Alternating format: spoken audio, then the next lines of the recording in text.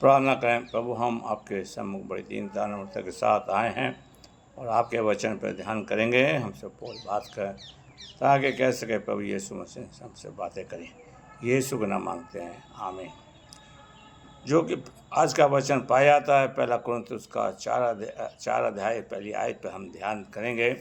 और यहाँ पर इस तरह से लिखा है, मनुष्य हमें परमेश्वर मसीह के सेवक और परमेश्वर के भेदों का भंडारी समझे।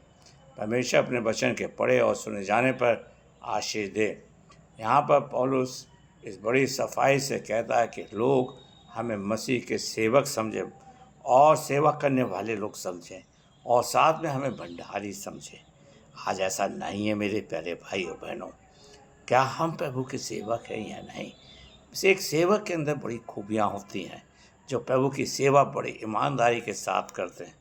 और प्रभु ने जब उत्पत्ति की पुस्तक अगर हम पढ़ें, उसका पहला अध्याय उसकी 28वीं आयत को पढ़ें, वहाँ पर प्रभु ने आदम को सारा अधिकार दिया था। इस धरती को बनाया और कहा कि तू अधर की भाटिका की देखभाल करना, हर एक क्या कहा तू जानवरों के बीच में उसकी देखभाल करना। आज हम उस प्रकृति को बर्बाद कर रहे हैं, जबकि हमारा एक कर्तव्य है कि मैं और आप परमेश्वर के लोगों की देखभाल करें। प्रभु यीशु मसीह ने पतरस से भी यही कहा था, मैं तुझे कलीसिया का अधिकार देता हूँ, मैं जो कुंजी देता हूँ ताकि तू मेरी सेवा कर सके, इन भीड़ों को चढ़ा सके। मेरे प्यारे भाइयों बहनों, आज हम उस कुंजियों का बड़ा बर्बाद मिसयूज़ कर रहे हैं। मेरे प्यारे भाइयों बहनों, हम कलीसिया को एक आत्मिक शिक्षा नहीं दे रहे। मेरे प्यारे भाइयों बहनों, आज परमेश्वर चाहता है कि हमारे जीवन में एक आत्मिक जागृति आ सके। और प्रभु कह रहा है कि क्या तू मुझसे प्रेम करता है तो मेरी भीड़ को चढ़ा, तो मुझसे इनकी देखभाल कर। मेरे प्यारे भाइयों, आज ऐसा नहीं है। आज हम स्वार्थी बन गए हैं। आज हम लोग परमेश्वर का भंडारीपन हम में नहीं दिखाया जाता और प्रभु चाहता है कि हम उस कार्य को कर सकें। प्रभु ने का वचन लूका उसका 8 अध्याय उसकी 10वीं आयत में कहता है, तुम परमेश्वर के राज के भेदों की समझ दी गई है। और ये दृष्टांत में सुनाया जाता है कि तुम देखते हुए भी ना देखो और सुनते हुए ना सुनो। सच में आज ऐसा सच है, हम अपने आँखों से नहीं देख पा रहे, अपने कानों से नहीं सुन पा रहे और हम अनजान बने बैठे हैं। काश प्रभु करे वो समझ हमारे जीवन में पाई जाए। मेरे प्यारे भाइयों बहनों, आज हम उस भंडारेपन को अपने जीवन से करने वाले बन सके ईमानदारी से। जबकि प्रभु कहता है, मैं तुम्हें मनुष्य का पकड़ने वाला इंसान बनाता हूँ ताकि तुम प्रभु की सेवा कर सको।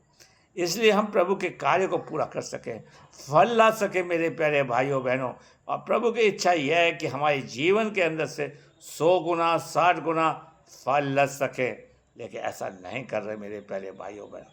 आज परमेश्वर चाहता उस कार्य को हम पूरा कर सकें। मेरे प्यारे भाइयों बहनों, आज परमेश्वर चाहता हमारे जीवन के अंदर ये चीज़ें हों कि हम प्रभु के कार्य को पूरा कर सकें। अगर हम उत्पत्ति की पुस्तक उसका 18वां अध्याय उसकी पहली आयत से लेकर 8 आयत तक पढ़ें तो सारा ने प्रभु की सेवा करी, भंडारीपन है। मेरे प्यारे, ऐसा नहीं हम कर रहे। मेरे प्यारे भाइयों बहनों, प्रभु उनके घर में आया, आज हम लोगों की सेवा नहीं कर रहे, प्रभु के दासों की सेवा नहीं कर रहे। प्रभु चाहता कि हम प्रभु के लोगों की सेवा बड़े ईमानदारी के साथ कर सकें। प्रभु ने आपको मुझको एक उत्तरदायित्व अधिकार दिया है कि हम परमेश्वर का सुसमाचार सुनाएं, लेकिन उस काम को नहीं कर रहे, हम राजनीति खेलने लगे हैं। मेरे प्यारे भाइयों, प्रभु कहता है मत्ती की इंजील उसका 28वां अध्याय के लास्ट लाइन कि तुम जाओ और सारे संसार में प्रचार करना, लेकिन हम ऐसा नहीं कर रहे। मेरे प्यारे भाइयों बहनों, आज परमेश्वर चाहता कि हम उस उत्तरदायी को बड़े ईमानदारी के साथ करने वाले बन सकें। आज परमेश्वर ने हमें अधिकार दिया है। अगर हम मत्ती की इंजील उसका 25वां अध्याय उसकी 15वीं आयत को पढ़ें तो प्रभु ने एक कहानी सुनाई थी। किसी को 5 तोड़े दिए गए थे, किसी को 2 दिए गए थे, किसी को 1, लेकिन किसी ने 5 कमाए, किसी ने 2 कमाए और किसी ने 1। आज हम ऐसा नहीं करें। हम उस सेवा को बड़ी ईमानदारी के साथ नहीं करें।